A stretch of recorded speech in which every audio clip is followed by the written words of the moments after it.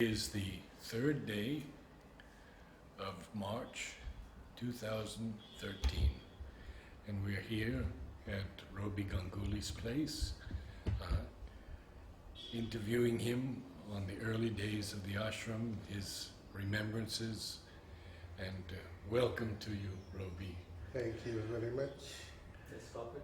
Usually our first question is always, how did you hear about the ashram, or your parents, how did they hear about the ashram, and how did you come? I will tell you. You know Chom? Yes. Chom's father was my elder brother, one of the elder brothers. His name was Chittaranjan. He had come to the ashram in 1939 or 40. He was the earliest member of our family who had come here, along with Ardhendu and a few others. My father passed away in 1941, February. And Chittaranjan, that is my elder brother, suggested that we all come to Pondicherry. And we asked for permission. Permission was given for everyone excepting me, because I was 10 years old, 1941. And in those days, children were not allowed. Then again, the family wrote back saying that, you see, it will be very difficult, they can't leave me alone in Calcutta and all that. And then permission was given and we all came here. We came on the 20th April 1941 and stayed here for about 2.5 months. That was my first visit to ashram, and that's how we came to the ashram. In that time, were you allowed to go to darshan of Sri Aurobindo? Darshan of Sri Aurobindo, yes, but usually we were not allowed to go for meditation. But immediately on coming here, we were told by some ashramites that everyone does some work. And we asked for work. And the work that was allotted to me was working in atelier. Atelier was where Chom sits now, you know, Pavitra's office. Mm-hmm. That was atelier. And the courtyard outside also was part of that. But you were only 10 years old. It doesn't matter. I was working from 7:30 to 11:30, then 1 to 5, and in the evening hours, she allotted all this work. Before the meditation took place, you know, there used to be one session in the dining hall. Dinner was served in 2 groups. Those who wanted to come before meditation and those who wanted to come after meditation. So before meditation I was in the wiping department, you know, vessels which were clean to wipe them. And after meditation my duty was, after all the food was served, there were in those days 2 big halls, one for ladies and one for men. Those were the main halls, and 2 side halls which were smaller. They were known as the latecomers' room. Some who couldn't come, you know, because of work and all that, their food used to be kept in almirahs. So my duty was, after it was all over, to remove all those stools, sweep the place and mop it. So that was my daily routine. I was 10 then, but everyone was expected to work. Everyone, and it was wonderful. It was wonderful. There were very few people in the ashram. I still remember the number of my wooden sandals was 157. Ah. That so all the sandals were numbered according to the... Yes. As they arrived, you know, the numbers were put. And in those days, you couldn't visit another sadhak. Like, you needed mother's permission to go to another sadhak and meet him. You just couldn't walk into the room of another person. And sometimes she said, no, don't go there. I wanted to, you said that you were here only for 2.5 months. Yes. Then did you go back? End of June. Uh-huh. End of June we went back. I had my birthday here. 11th birthday? No, 10th birthday. 10th birthday here. I see. No, maybe 11th if you take it. 31 I was born, and that was 1941. 41, yeah. And you saw mother, of course, and she Yes, gave you a yes. gift. She used to give bouquet and all that, and in those days it was like this. Once a week everyone had days. Once a week you could visit them and you would go up the stairs in and meet the mother after meditation. So we had our days and she used to give flowers and all that. And I still remember, although I didn't know English very well, but I wanted to talk to her. And the first time I went there, she gave me one flower and I asked her, Mother, what is the significance of this flower? And she said, open your psychic center. That was the first conversation. Oh my goodness. So you went back to Calcutta? Yes. I went back to Calcutta, but my mother and Cham's mother, Minnie, you must be knowing Minnie. Yes, oh yes. They stayed back with Cham. Cham also had come. Cham was then, she was born in 39, so she must have been 2 years old. So, that was the first time I came, and we came to know of it from my brother, who had come earlier, and on whose table the pictures of Mother and Sri Aurobindo were there. So then, when did you return to the ashram? We returned to the ashram again in 1942. Cham's father passed away in 1942. And after that we all came again. Did you stay then? From then I stayed on, excepting once or twice. I mean, a few times for work I had to go and all that. Especially during Gauri's wedding. That is, Gauri is my sister. And when her wedding took place with Shunil, that took place in Calcutta. Then I had gone for 2 months, 2.5 months, that's all. Otherwise I am here only, excepting going for work. No. Now, after you What came you- back, you studied in the ashram? No, that I will tell you. You see, 42 we came back, 43 was Gauri's wedding. I think in the month of March or April, I forgot. So when we went there, and we were a big family in the sense, 7 brothers, 2 sisters. Oh. You follow? Out of which Chittaranjan passed away in 42. Monoranjan was my eldest brother. The second brother, Niranjan, I mean, he was not against the ashram, but he was a devotee of Ramakrishna. So he wanted me to study in Ramakrishna school in Calcutta. But I wanted to come here. And he filed a case in the Calcutta court to restrain me from coming here, saying that Pondicherry is French India, he will not have proper English education, so he shouldn't come.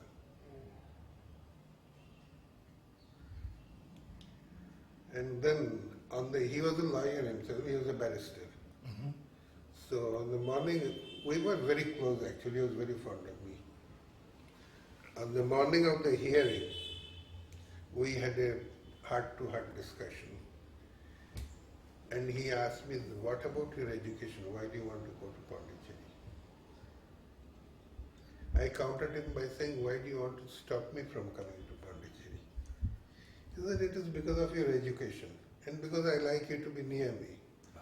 Then I told him, as far as the education is concerned, you shouldn't have any worries because Pondicherry, Kalve College and a few other schools were affiliated to the Madras University.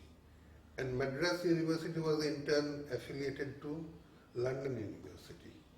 So there was no problem. And even the papers used to go to London for correction in those days. And then he withdrew the case and there was no hearing, nothing. We came here. Of course, later on he also has come here several times. He had come here.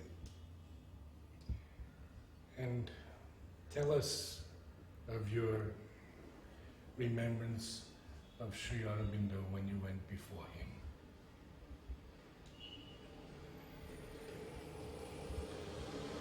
Sri Aurobindo was like the Himalayas. It was just like that. Totally impersonal. The mother looked at me and smiled, during darshan and all that. But Sri Aurobindo, as if he was looking, through me towards the world. And he was sitting there majestic, like the Himalayas. That was my feeling at that time. Absolutely. And you must have had many darshans. Oh yes, many. 41 I had one darshan. 42 I had two darshans. Then from 43 onwards I didn't miss any darshan. 43 when we came back again, that is 43, one darshan we missed, yes. I was in Calcutta for Gauri's wedding.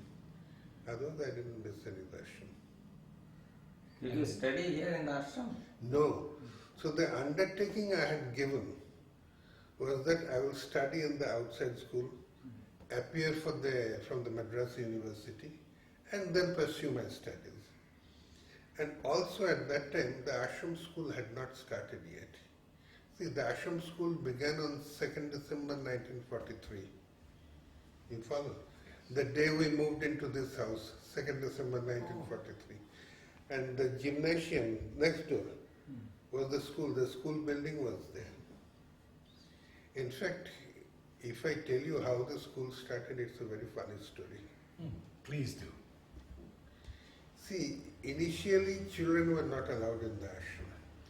But because of the war which had taken place, which was going on at that time, mother gave permission to so many families to bring their children here. And we were all there, you know. And you certainly know about the darshans. First was morning balcony darshan, then window darshan. For a moment she would open the window, you know, of a salon. Yes. And people would stand down. And then the terrace darshan. Now during terrace darshan, we were kids and we used to play marble, hopscotch and all that. It was very noisy. So mother said that we will open a school. The school will be only in the morning so that there is no noise during darshan. That is how the whole thing began. And she asked Chandalal, you know Chandalal, Vasuda's elder brother, who was the engineer in Golconda also, to design a few benches, what the desks will be like and all that. And Chandalal brought those desks and all that, put it on the courtyard near the terrace, you know, which is covered now. You know the terrace, you must have seen some old pictures, circular thing. Mother came and saw, and I still remember she asked us to sit and say how there and this and that. And I still remember I joked with her, saying that mother, this is very good for studying, but this one is good for relaxing. But I could not join the ashram school because I had to join Kalve College. Also in 43 I joined Kalve College because I had to do it. Only during my holidays there I used to come and join the ashram school, which was just next door. But you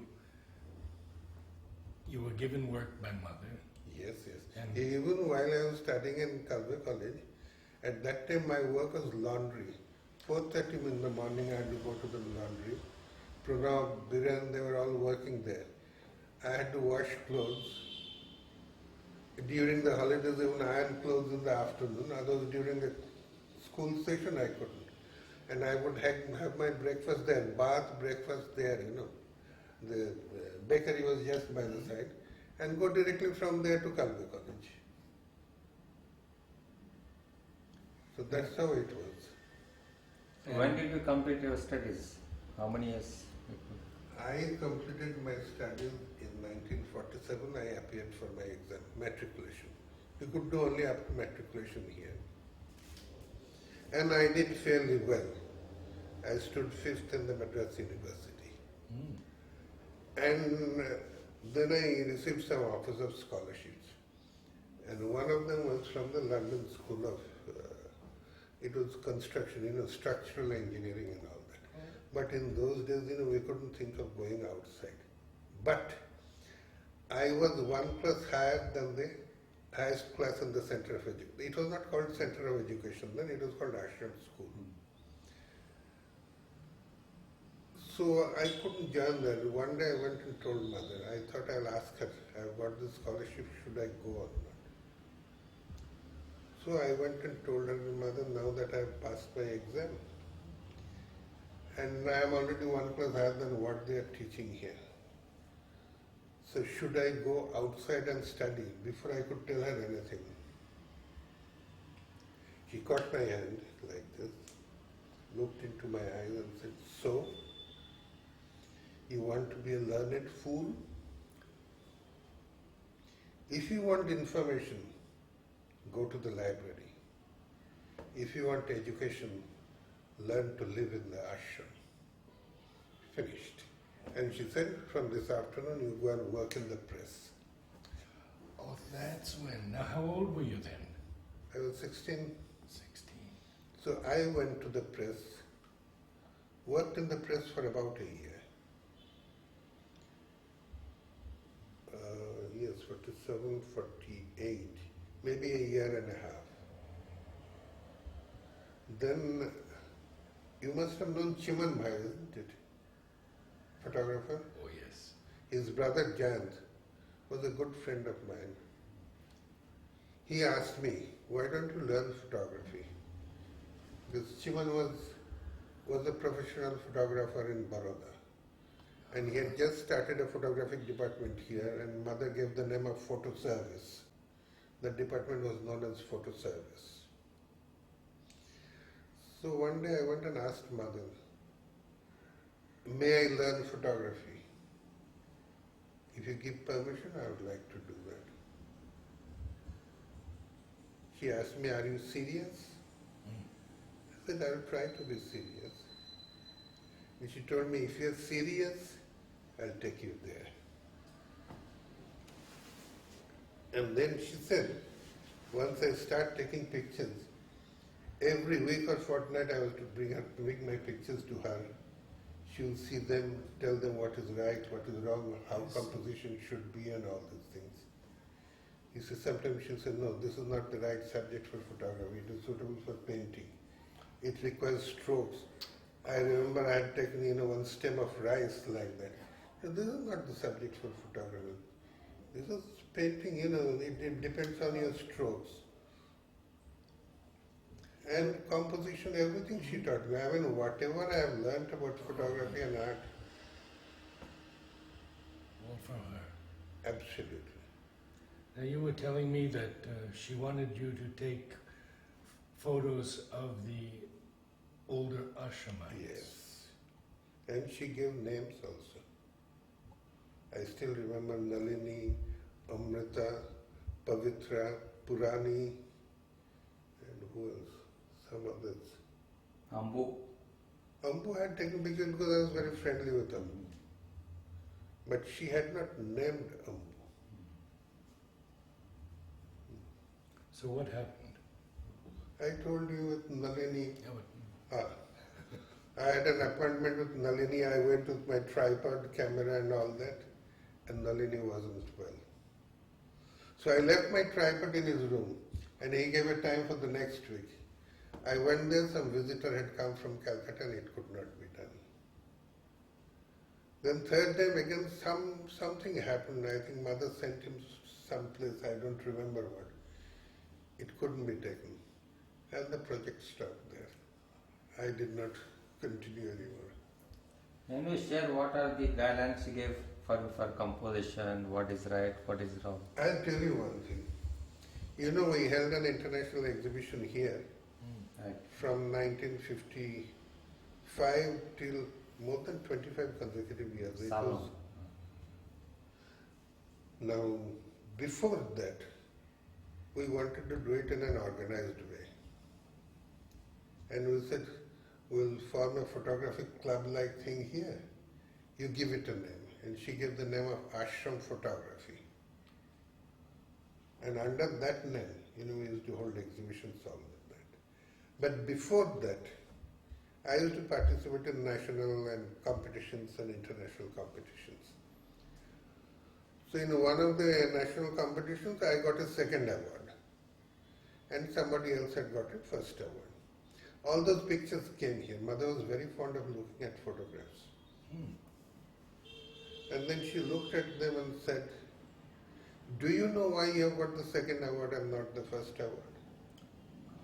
I asked her why.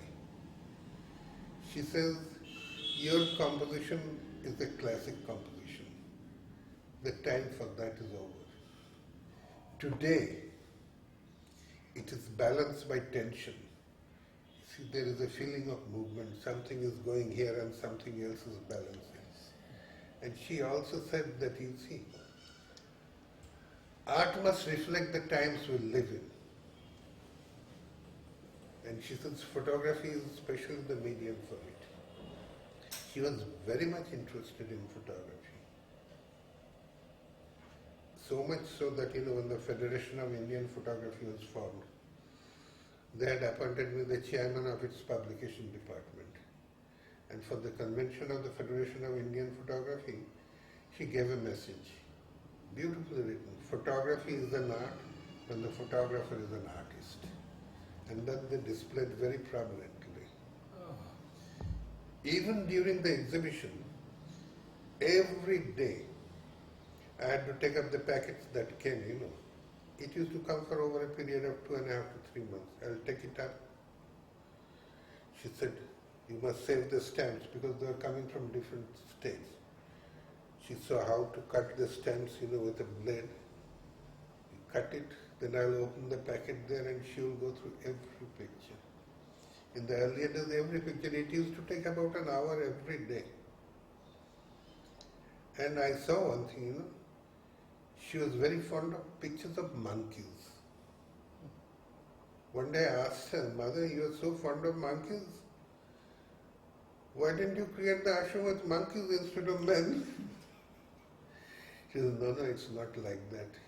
So the brain of the monkeys is in a developing stage and you can see the strain, the effort at evolution. And that is why I always like to see monkeys, and their pictures. That is the thing.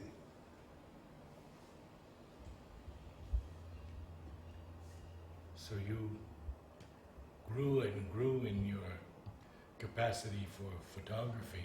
No, I had no artistic inclination whatsoever.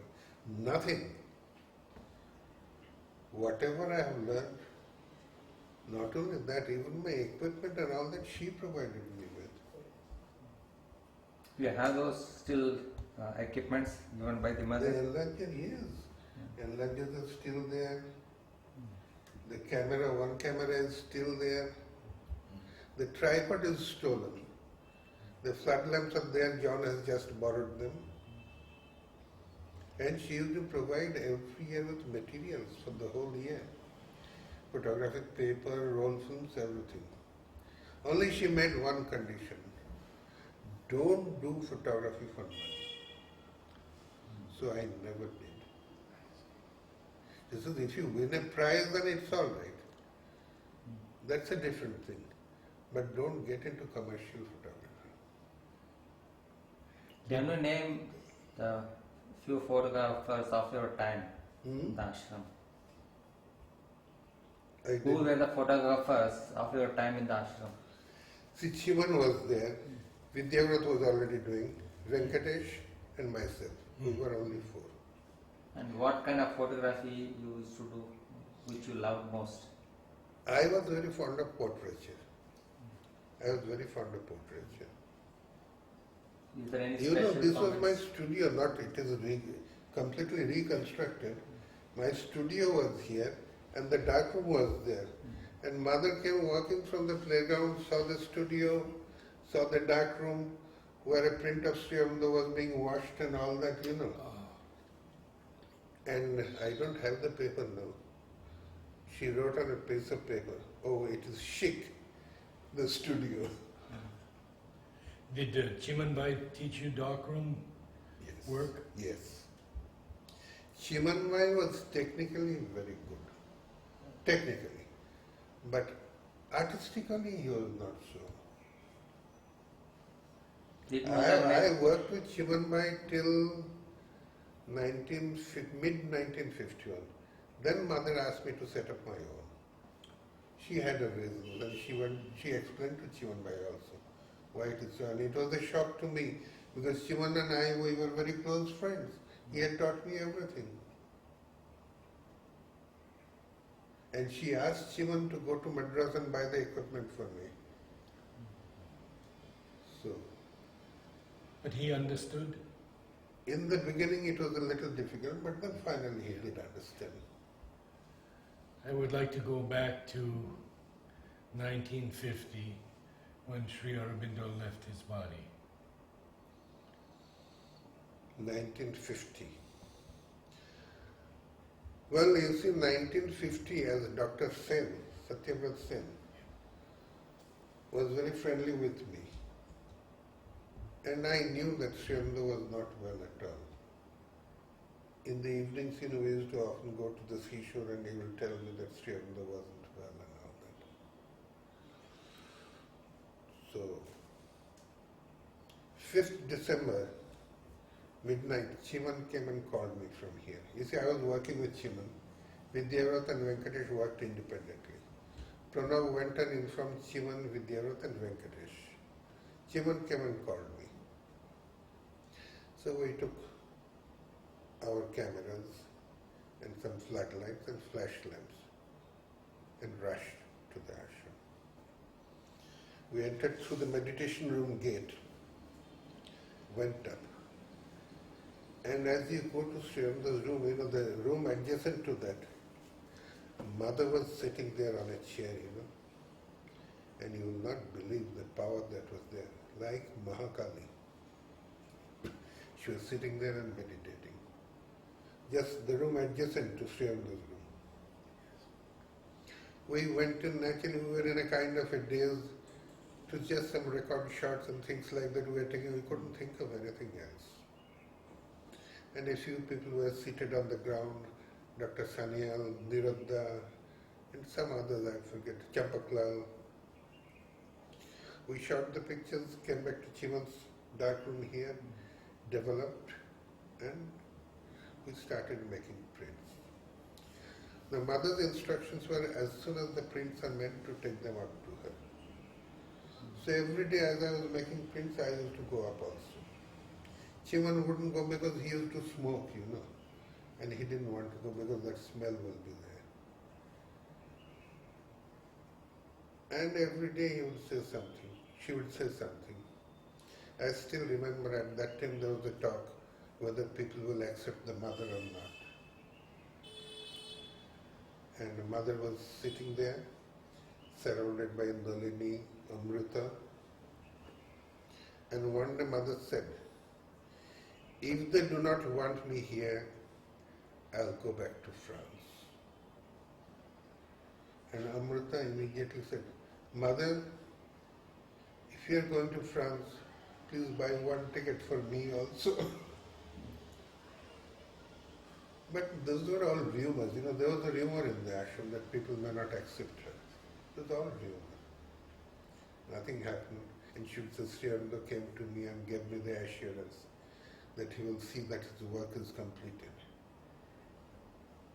At that time only these Karthikeya Prasad's negatives, she insisted that they be purchased immediately. And Mrs. Montgomery, who was in the States at that time, she was working with Vogue.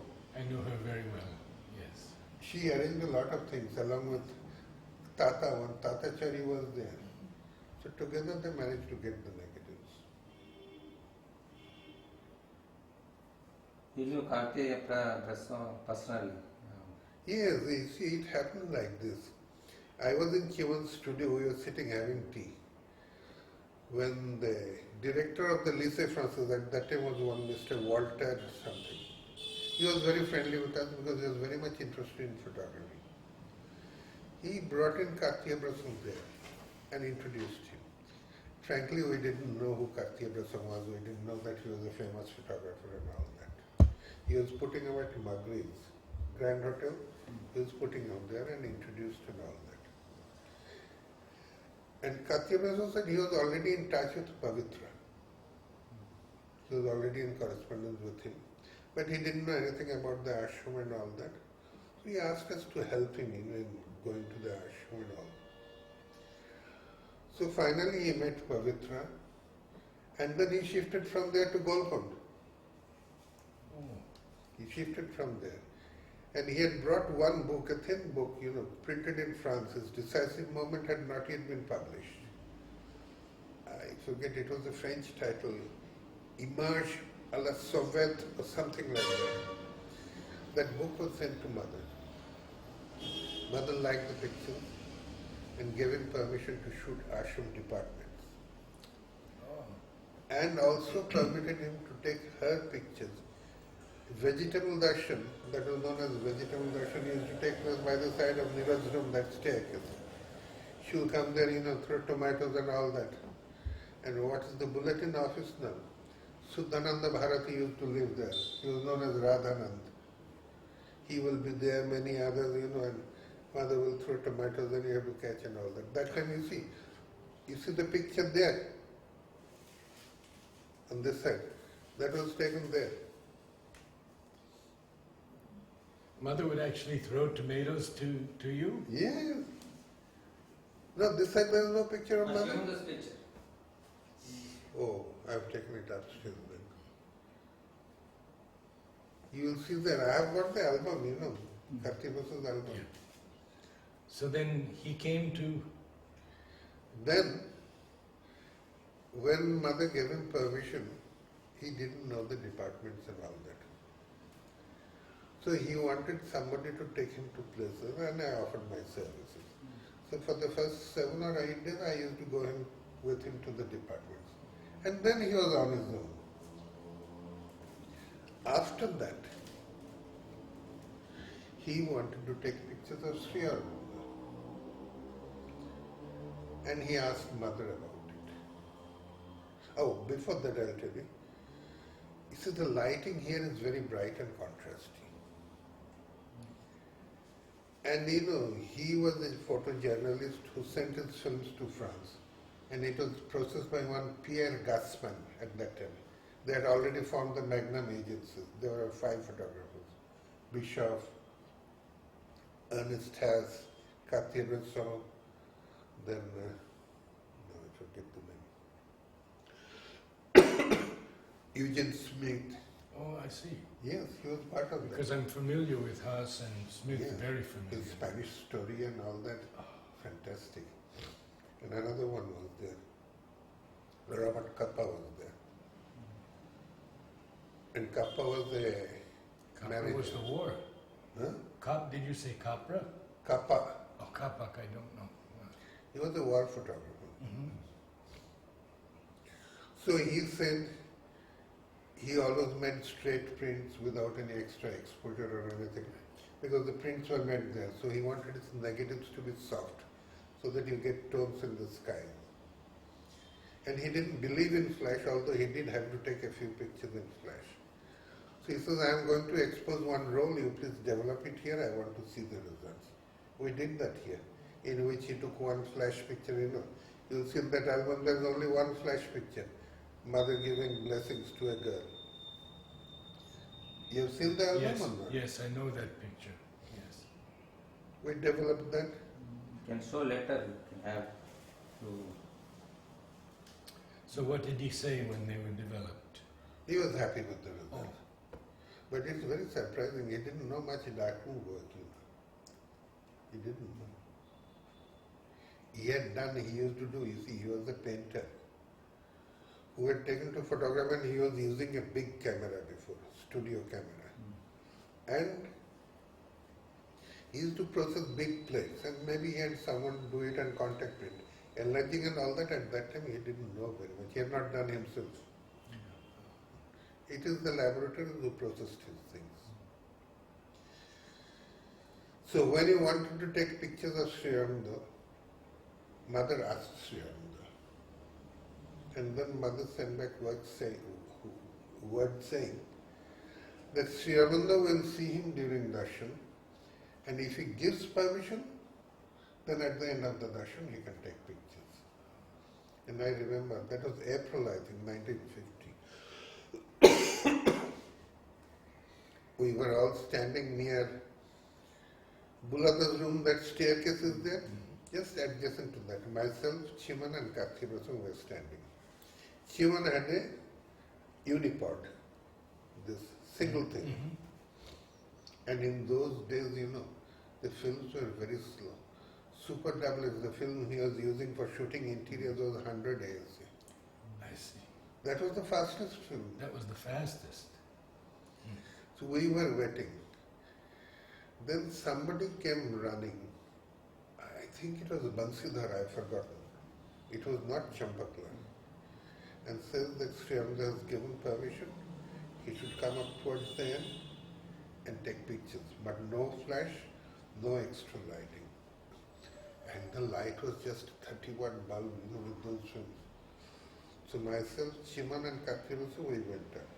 I was standing by his side when he took those pictures. And you see there's a little movement, shake and all that in those pictures.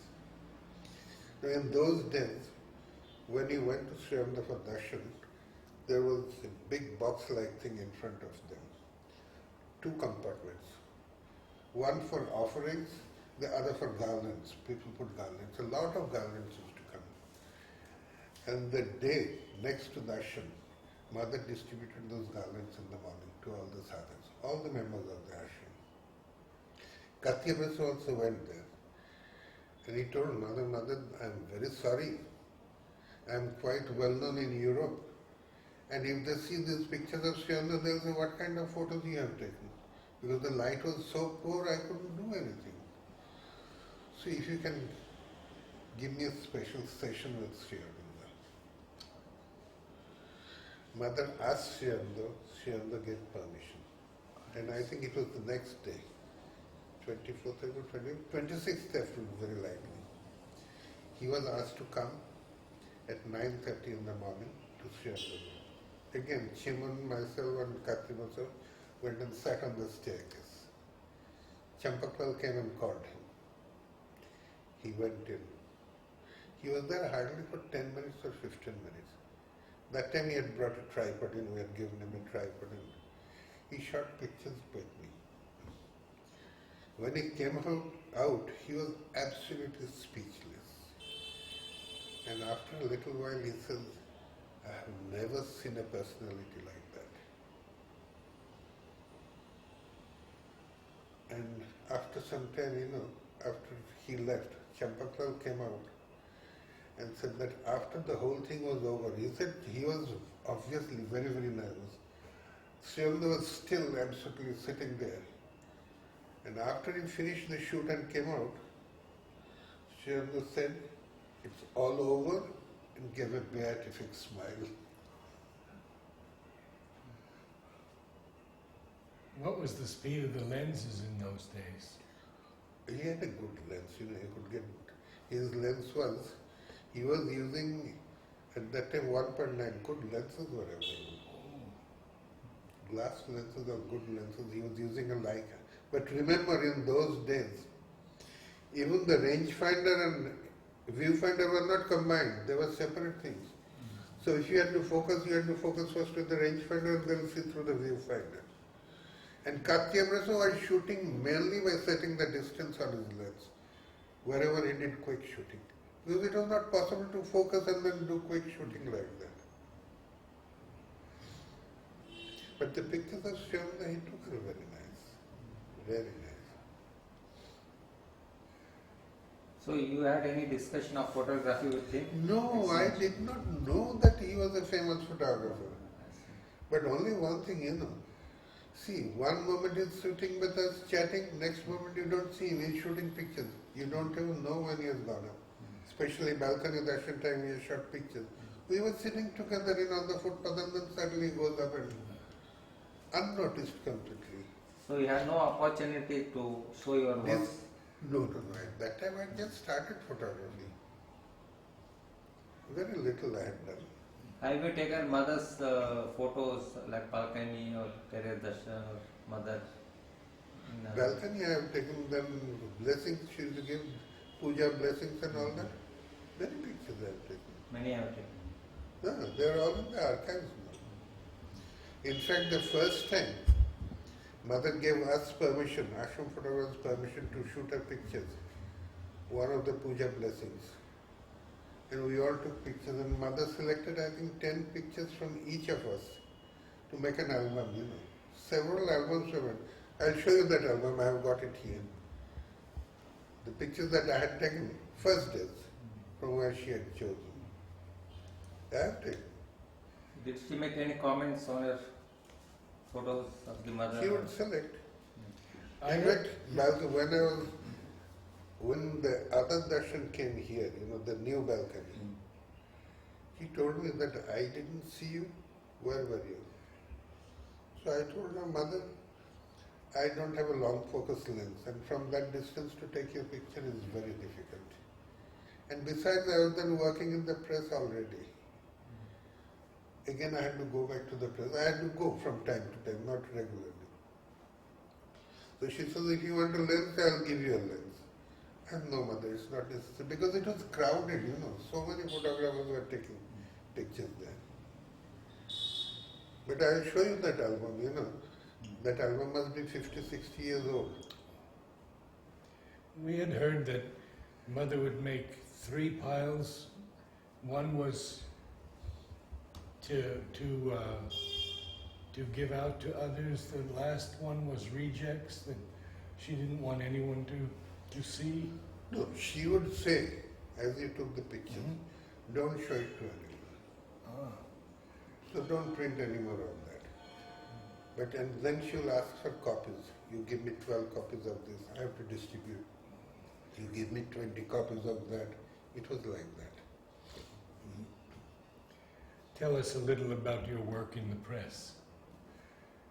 Because we've only heard the most wonderful things about your work in the Oh, press. no, those are exaggerated reports.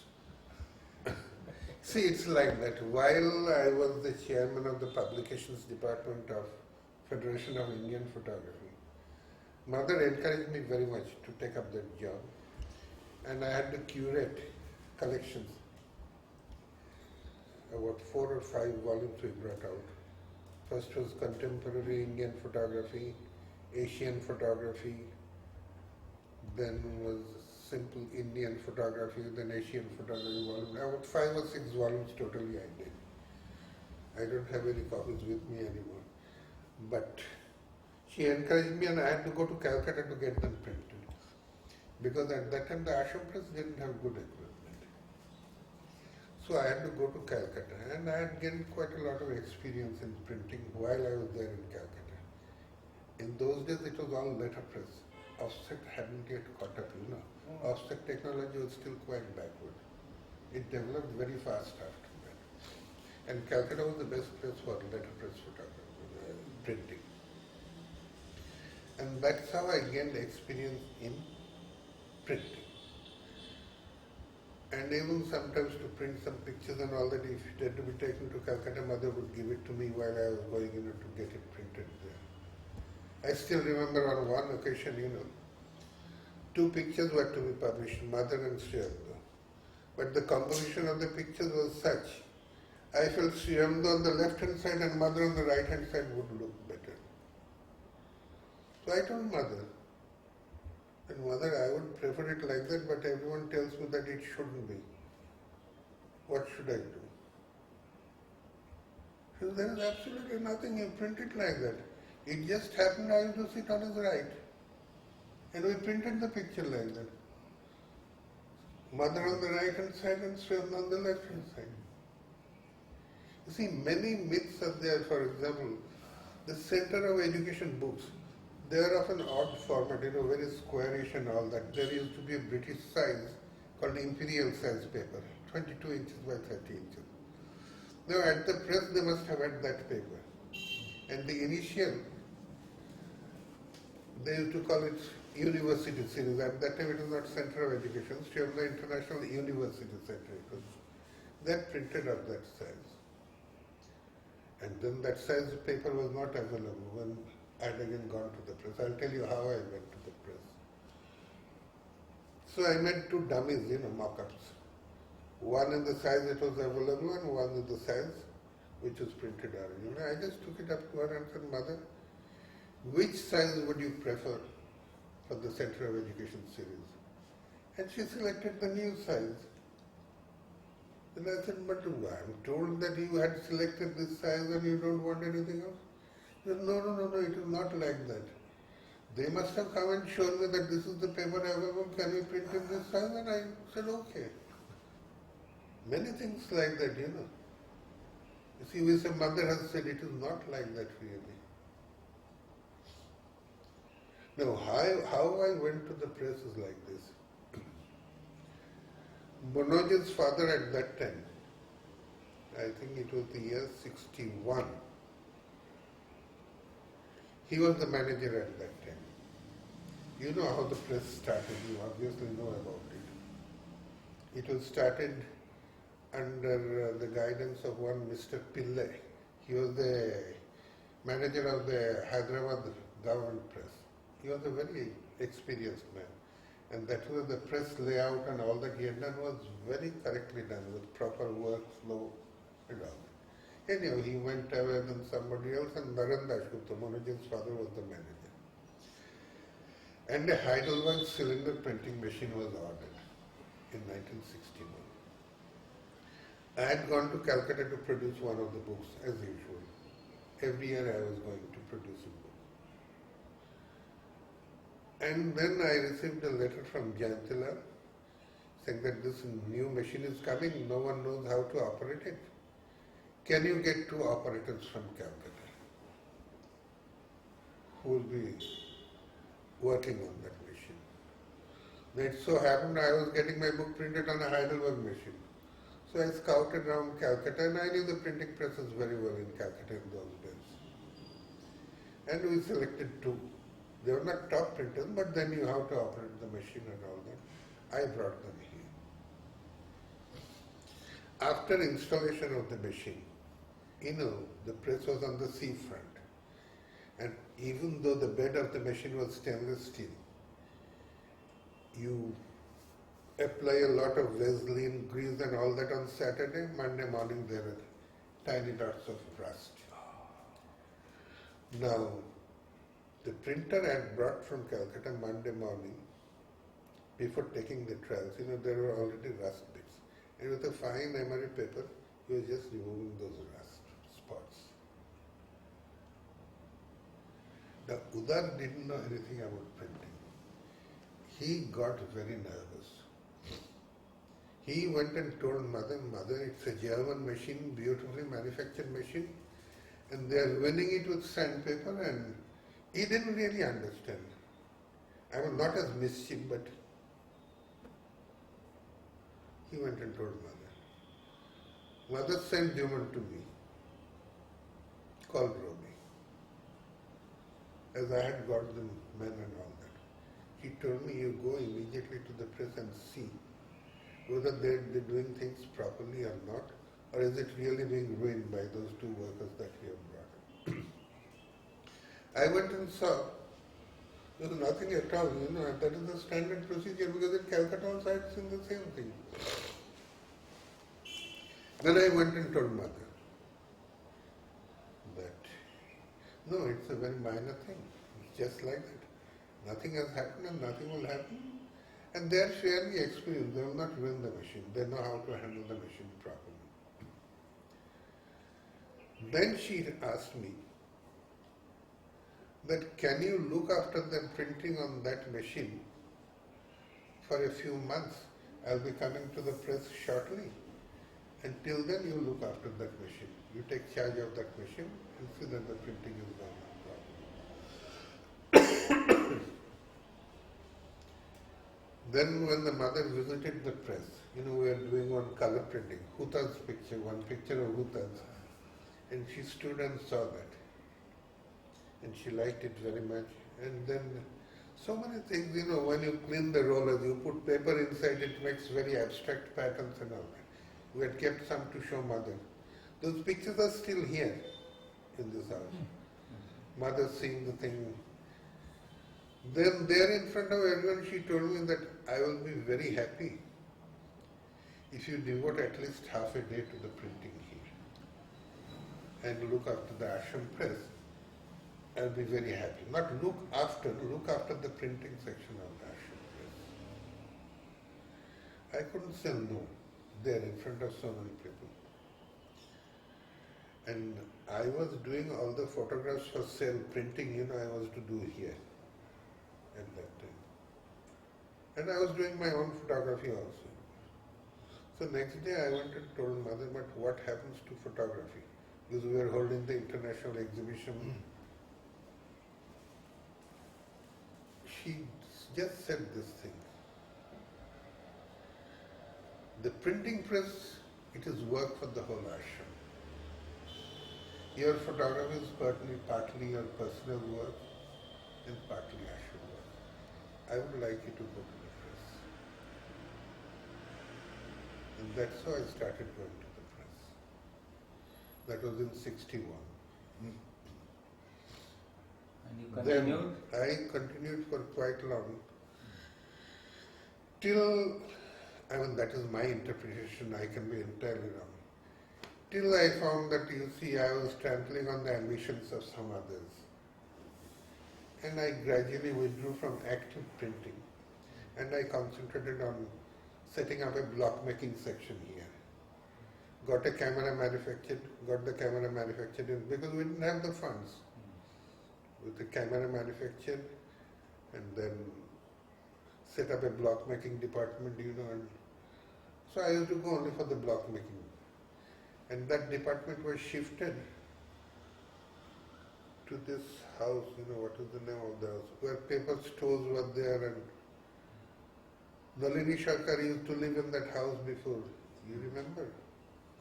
You don't know probably. Anyhow. Columbini House. Huh? Columbini House. Maybe Columbini House. There, that side. Yes. That's the place. The department was first set up there. Then that had to be given away, shifted to the house next to the press, which is where Gunther used to stay in the front room. Finally, Arvind also stayed there, and back we had the camera section and all that, dark room, color separation, everything. In the meanwhile, while I was doing that, and some Italian from Mondadori, one color separator had come here.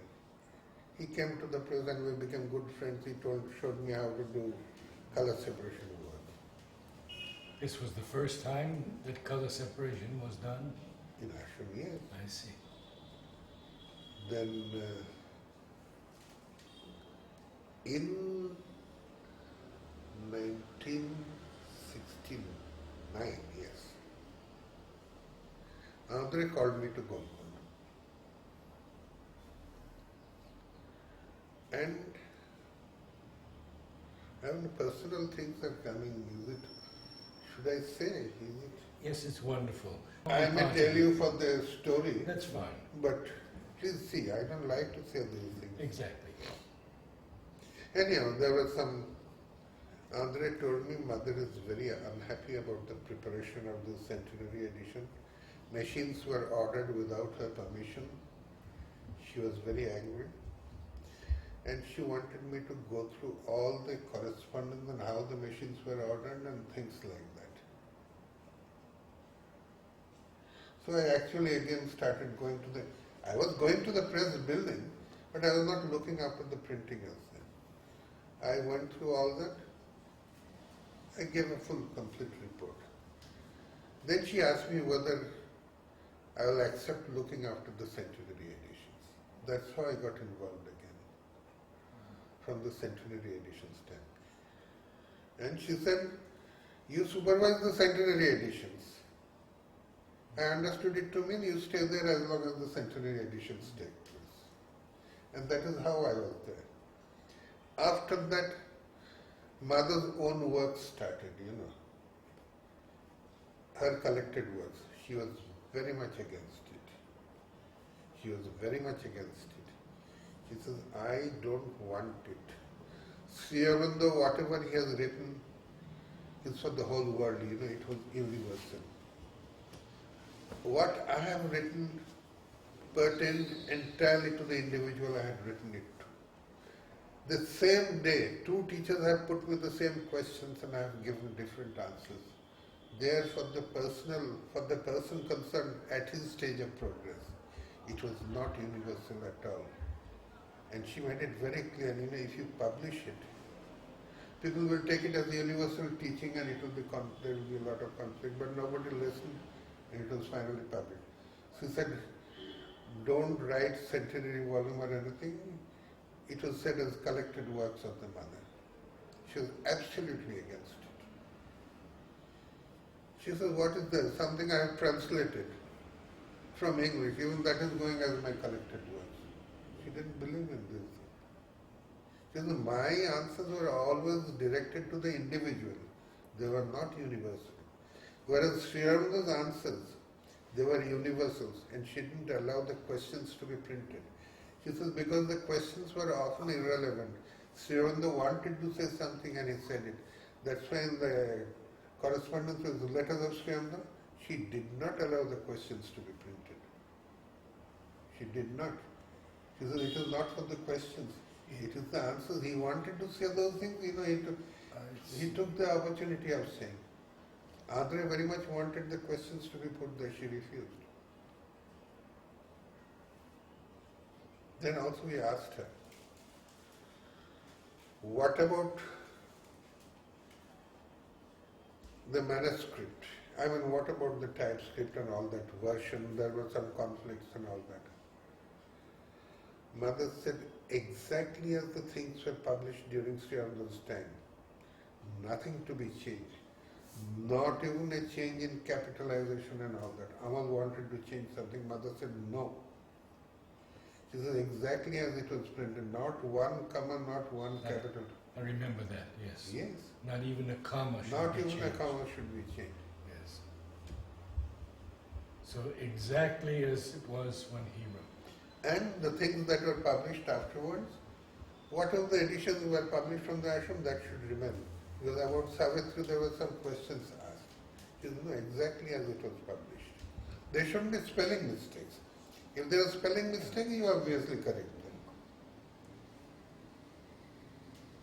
And typos. Typos, naturally. So that is how the whole thing was done. So you had so many opportunities to see Mother. I did have. Not after she retired, because then it was entirely through Andre. Ah. Every week I used to have a meeting with Andre. And everything was through Andre afterwards. Excepting in early 73, she called all the department heads upstairs, and there she gave them darshan and all that. It was really the last 2 years she had withdrawn completely. And it was totally an indication of how the ashram should run. It was totally an indication of that. You see, she gave charge to the department heads and the ashram ran beautifully. It is as if she was preparing, And she called all the department heads, gave them blessings. That was a clear indication of how it should run. Did you take part in sports? Me? See, as I was a photographer, athletics and all that I didn't take part, but in tennis, table tennis, I did take part. In fact, I was fairly good in tennis and table tennis. I was ashram champion in table tennis.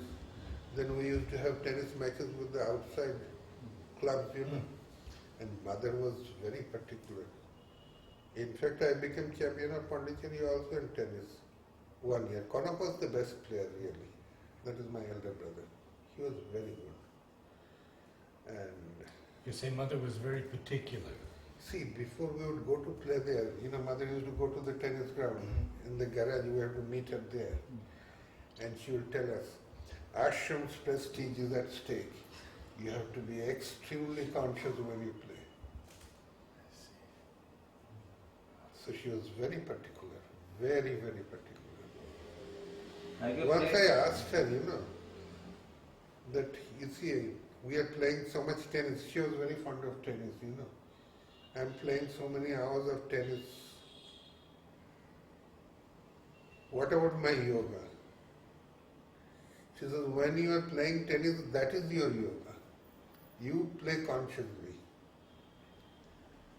And once she told me that I see the consciousness coming up to this, it must come here. Did you play tennis with the mother or table tennis? Yes. You played. Table tennis Plenty. also. Table tennis also. But the other day I saw some tennis racket, this table tennis racket, balls displayed in Sri Smriti. What did you see? Sri Smriti. Oh, Yeah. how table tennis started? You see, in our house in Calcutta, we had a table tennis table and we used to play there. And here at that time there were not many games and all that. So in our home here, we used to play table tennis on a small table. Omio asked mother, "Mother, if we can get a table tennis table made, we can play table tennis." Mother asked Uda to make the table. And she placed it in the Nantai, first room, not the inside room. The table was put there and for the opening, mother came to see. We all played table tennis, the mother liked it and then she started coming herself. She used to play regularly. And you will not believe it, we had never seen table tennis outside. And mother wanted to see what good table tennis is. And the India champion was residing then in Chennai. His name was Shivaraman. Doubles champion, his partner also was there, Pancham Kesar. So they were invited to come and demonstrate here. So we went to the station, Udar corresponded with them and then we went to the station to receive them in the morning, brought them here, played and mother came to see. And what happened? First was the doubles match, myself and Kanak, we beat the India champions. Then Kanak beat the India champion again. I mean the standard, we never knew that the standard was like that. And then they said that just come and play the India championship and then, but that never happened. Robi, I want to go into many other things with you, but are you tired or are you all right? We can do another one another day if you like. No, for another half an hour I think. All right, fine. I like to always ask questions about those you knew in the early days. And you had told me one story about Gampatram. Perhaps you could relate that story of Gampatram. See, Ganpatram I knew, and I told you that story. Yeah, please tell us. See, we used to go to Mother just before terrace darshan. At that time, everybody used to go every day almost. And Ganpatram was just ahead of me. He asked Mother, his friend was living in Switzerland, he wanted to come and settle down in the ashram. Mother said, okay, he can come and settle down here. In those days, it wasn't easy to get permission. Ganpatram was coming down and I was about to get in when Ganpatram went back again. Mother, I forgot to tell you, this friend is very serious. He meditates 16 hours a day. But then don't ask him not to come here. This is not the place for sitting and meditating. This is the place for work. Ask him to go to the Himalayas. And actually, he was not allowed to come. He was asked to go to the Himalayas. When those who wanted peace, mother said, put Ramanama Ashram. It's a place of work. And your memories of Nolini? I was not very close to Nalini really. There was always a distance between me and Nalini. I was very close to Amritala. Oh. Very close. Can you share any remembrances with him? No, it was very nice. I mean, some remembrances when he was not well. For example, he would come to the playground. He had high pressure. And then one day I found him going round and round. So I asked him, I happened to be there and I brought him home. He said, I'm very thirsty, I'm very thirsty. We had a fridge given by the mother, that fridge is still there. So I gave him some cold water and all that. He was very happy and he said, every evening I'll come here, and he used to come here every evening to have a glass of water. He was a wonderful man. I remember. See, as he said, then buy a ticket for me also to go to France. Similarly, Mother was sitting there, I wasn't present, and Amrita, Nalini, they were all sitting here. Mother asked them, do you know how far is mankind from divinity?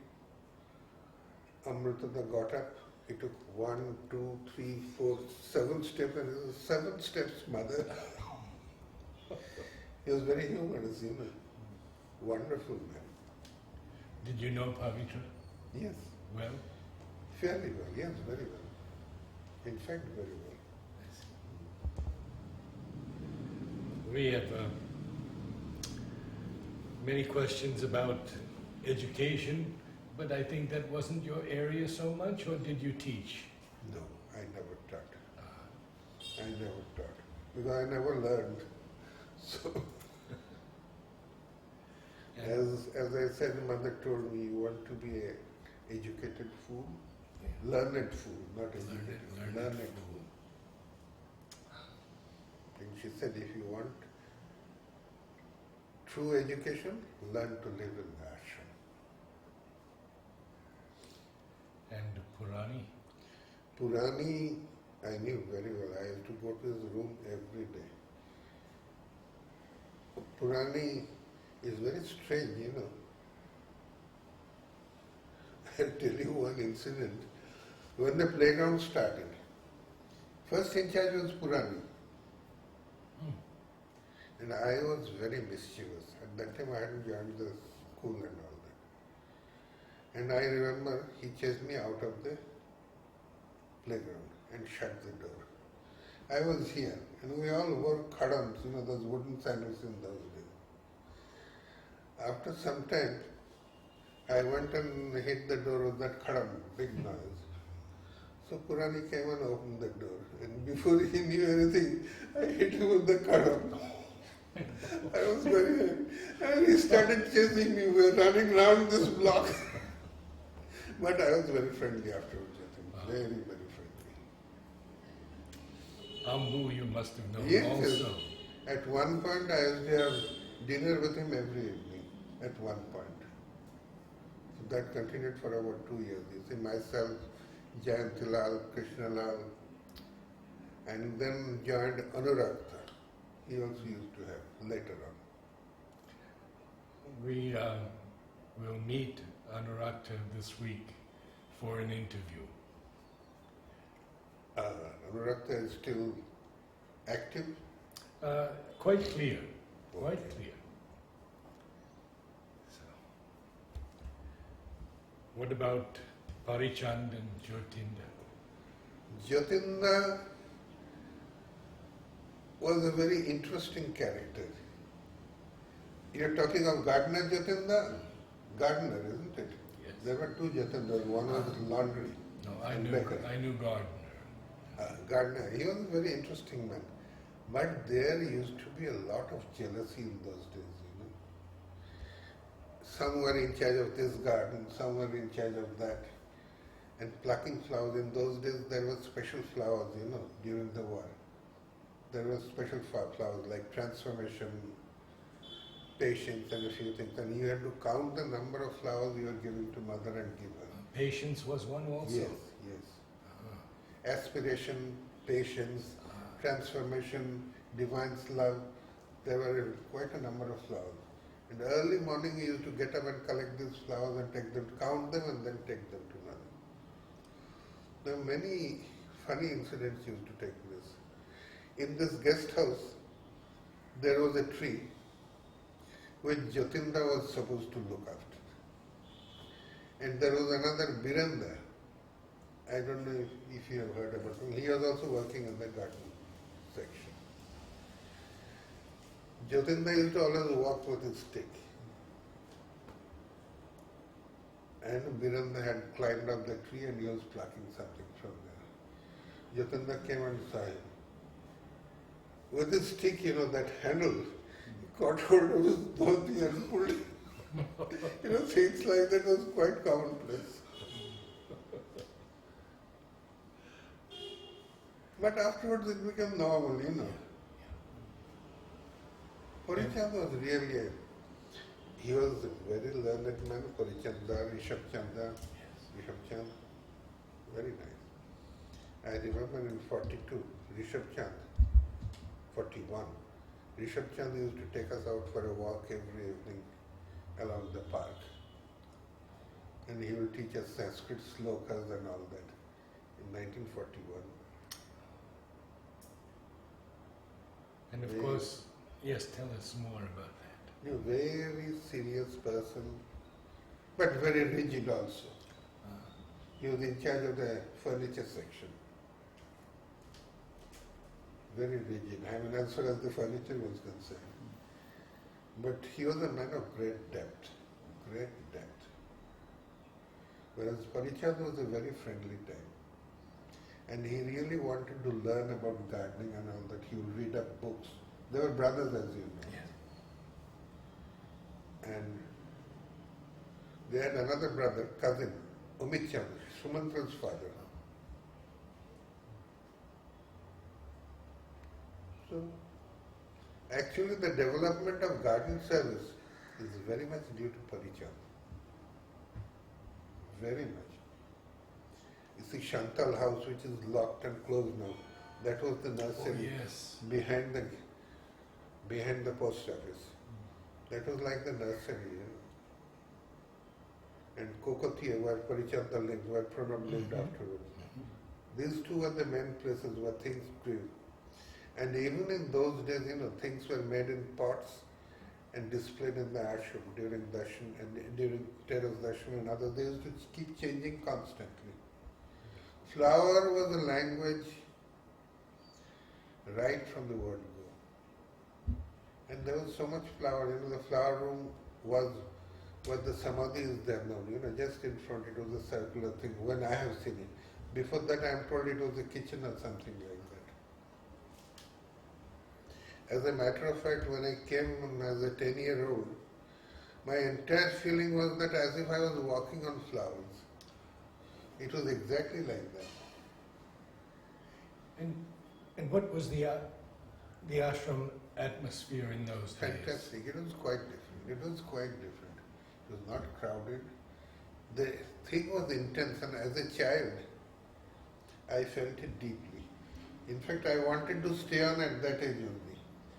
But naturally they wouldn't allow, not mother, we couldn't ask mother, but my parents wouldn't allow me, and so I had to go back. Otherwise I went to stay on. But in 42 when I came, myself and Gauri, we stayed on, the others went back. We stayed on. From that time I am here. At that time the feeling was intense. And really, I mean, it was a new world altogether. And as I told you, when I asked mother about this meaning of the flower, she said, open your psychic center. And she remembered it. In 65, she reminded me about it. 65 or 66. See, that time suddenly, you know, I started feeling empty, absolutely empty, as if nothing was there. I lost interest in everything. I had to go sit down in the ashram, that parapet is there, near the, as you go to the samadhi. I had to spend a lot of time there. I was there most of the time. And I lost interest in everything. And that year when I went to mother for my birthday, she told me, this year you have made maximum progress. So I told her about this feeling of mine. And she said, that is an experience you have to go through. And then she told me that, you see, when you came first, your Saki was in the front.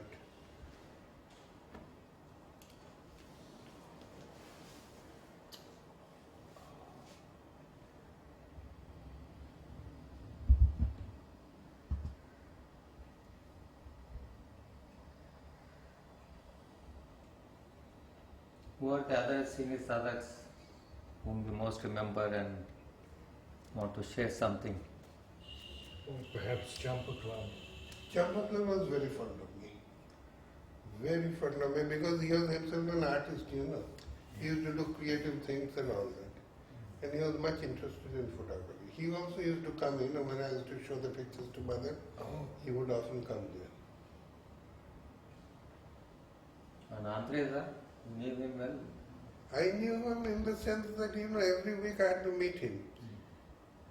In fact, he taught us many things about organization and all that, about programming, tracking how the work was progressing and all these things. Because the centenary edition had to be completed within a short span of time. See, even when I rejoined the press, so to say, in 69, 72 was the centenary and books had to be completed. You know Kalu. Kalu's wedding was to take place in Singapore. And Gama, Kalu's elder brother, who was my friend, he wanted to go to Singapore and he was pressing me to go to Singapore. So we asked mother. I asked through Andre because centenary was coming and all that. And mother says, yes, you asked him to go. And before going, I saw the mother. And she encouraged me very much to go to Singapore.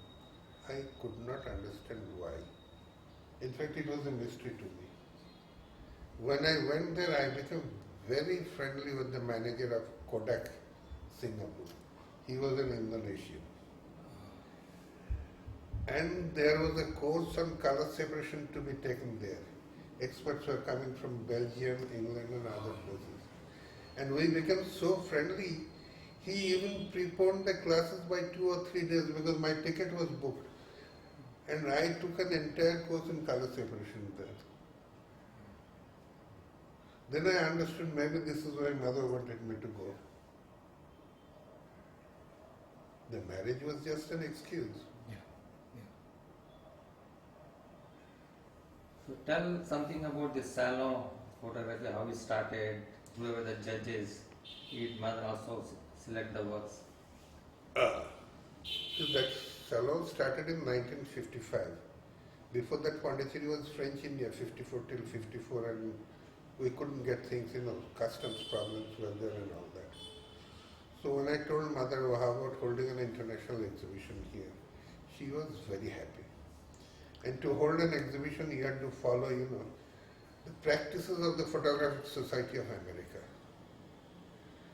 And through the Federation of Indian Photography, of which I was the chairman of one division, we got all the practices, it was approved, and we got good entries and all that. Wilfie was made the salon chairman. And we were 3 judges, and we selected some pictures. Mother used to see all the pictures that were coming in. And after the selection was made, she said she would go through all the pictures.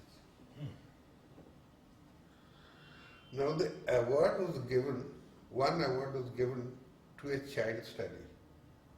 It was a very well-known picture and a beautiful child study by our standards.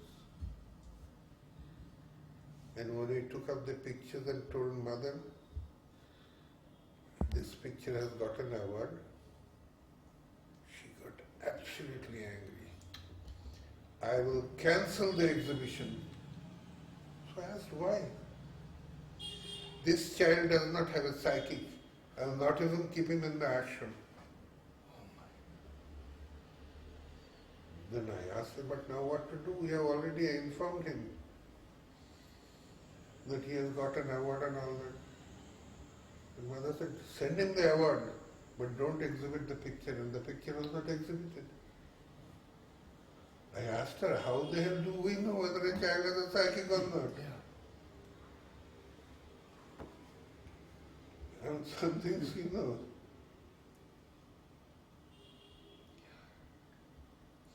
So you used to visit all the exhibitions, photography exhibition. Till she retired upstairs, she used to see every print. Then Pranab used to take up the prints upstairs, 61 or 61 end I think she retired. She used to see. Until her eyesight became very weak, then she used to see only the selected pictures. She was very much interested. Any other comments like that she made regarding some photos? Yes, you know, we used to have portfolios. An American photographer who had taken color pictures, very bright colors and all that, total abstraction. She liked them very much. She says the brightness of the colors and the intensity of the colors is wonderful. In painting, we cannot achieve it. And she made 3 sketches. She said, I want you to take pictures, you know, and she said what it signifies and all that, to be taken in color. But in those days, you know, in India, color films were very limited. So nothing could be done. I couldn't do it.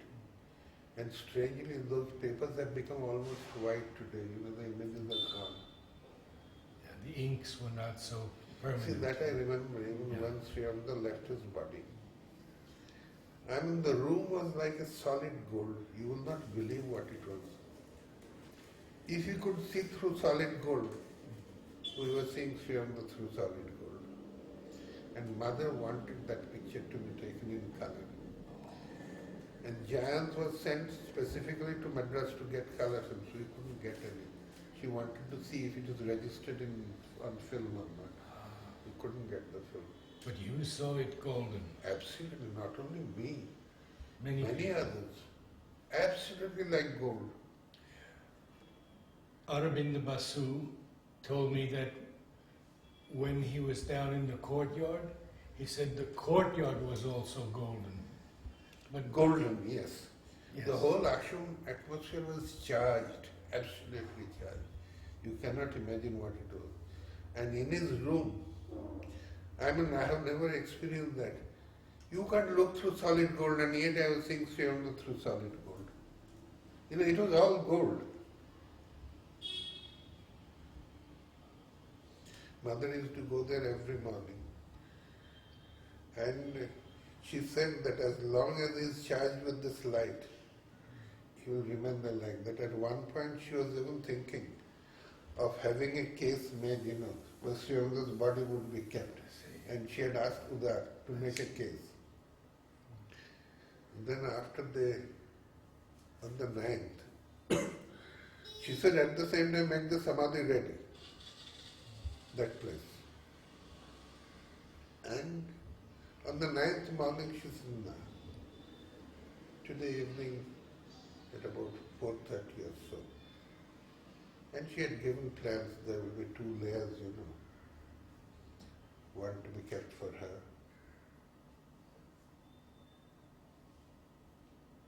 Udar told me that story. He said, I won't make an upper chamber, mother. Yes, he refused to, you He know. refused to, yes. Correct, he refused to. And then she said, you make it. And he said, yes, mother. I was very close to Udar because games, this, that, for everything, you know. We were very, very close. Udar was a doer. Any problem, mother will say Udar, and Udar will find a solution to that. Starting from the swimming pool, track, everything. Would you believe he made a table tennis table, and when the Indian champions came and played here, they said that was the best table they have played on, it is of international standard. And the top manufacturer of table tennis tables came to Pondicherry to learn from Udar how to make the table. When the Russian gymnasts, Olympic gymnasts came, we had equipment made in Arpaco, you know, parallel bars, uneven bars and all these things. They said it was absolutely of international standard. I mean, he was a perfectionist. His only problem was he couldn't stick for long in one thing. He would start with something else, there also he would reach perfection. He was a wonderful man. I mean, from the solution creating point of view. And mother always interested in Udar, and he had a solution. Did you have much contact with Pranab? We were working together in the laundry, and I knew him very well, but we had a lot of conflict also. And when I came, it was Prithvi Singh who took me under his wing. Did he? Yes. I had worked with Prithvi Singh also for some time, and in fact, He became part of the ashram press for a while, for export purposes. Oh, I didn't know that. Yes. Yes, sir. It became publication department from the ashram press for export of books and all that, because we could get an import license against those things.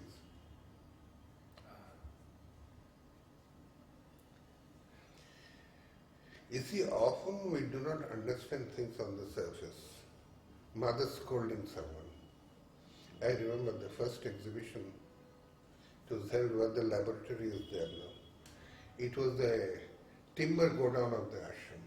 Mother said the exhibition will be held there. All the timber was removed. Dikshit was in charge of timber. And quickly the thing had to be made ready.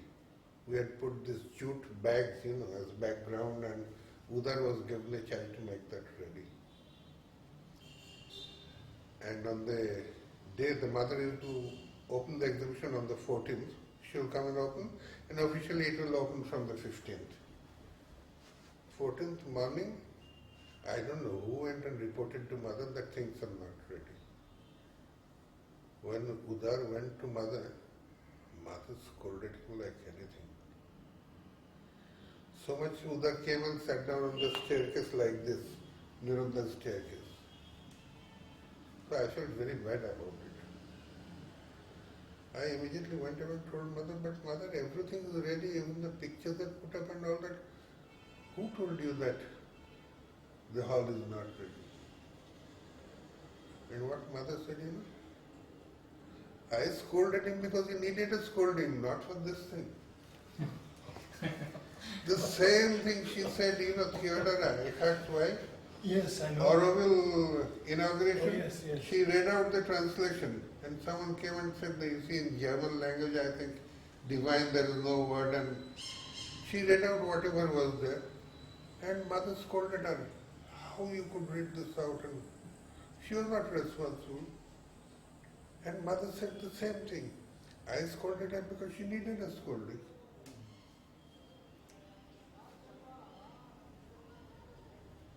See, very often she would work in ways, we cannot understand.